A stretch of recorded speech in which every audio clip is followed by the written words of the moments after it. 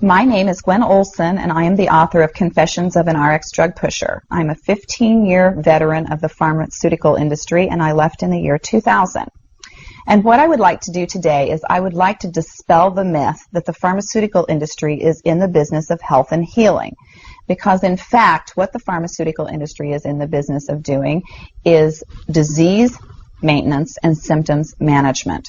They are not in the business to cure cancer, to cure Alzheimer's, to cure heart disease, because if they were, they would be in the business of putting themselves out of business, and that in fact doesn't make sense. I don't want people thinking that I am a conspiracy theorist, because in fact there is no theory behind what I'm telling you. It's all provable. And what I'm saying is provable is that the pharmaceutical industry doesn't want to cure people.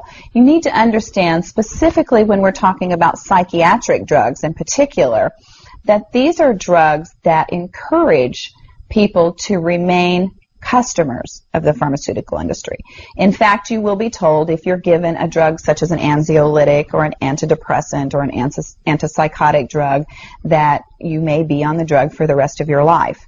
And very frequently people find that they are on the drugs for a very long period of time, if not permanently, because they're almost impossible to get off of.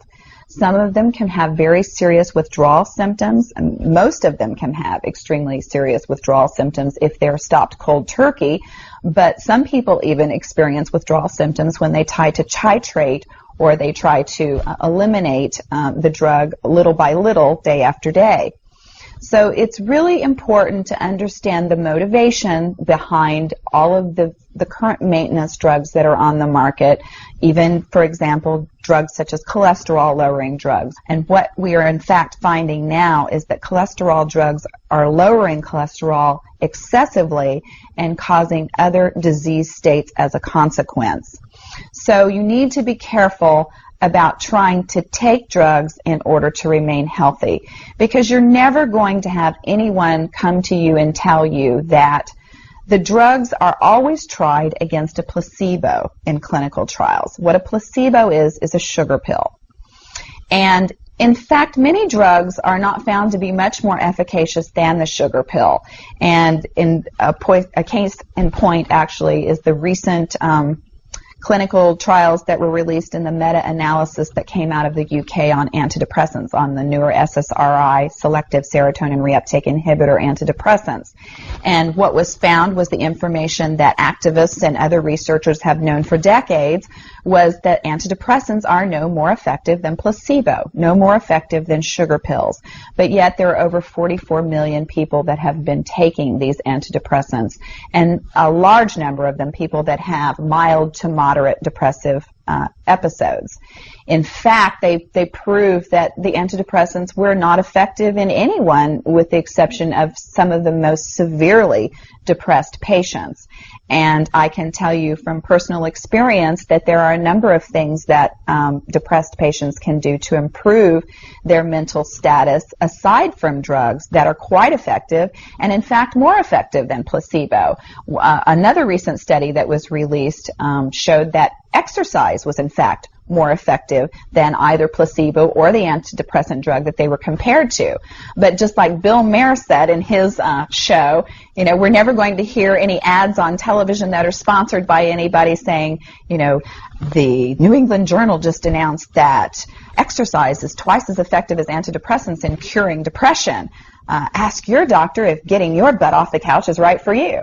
You know, you're never going to get that kind of good information, fair, balanced information, as long as pharma is funding the major TV stations, the advertising that supports those television stations, the major journals, and all of the advertising that supports the major journals.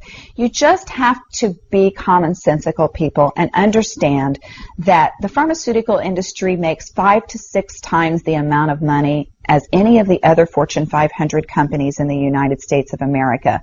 They are not going to easily or readily give up that income. And we are, in fact, considered a human commodity.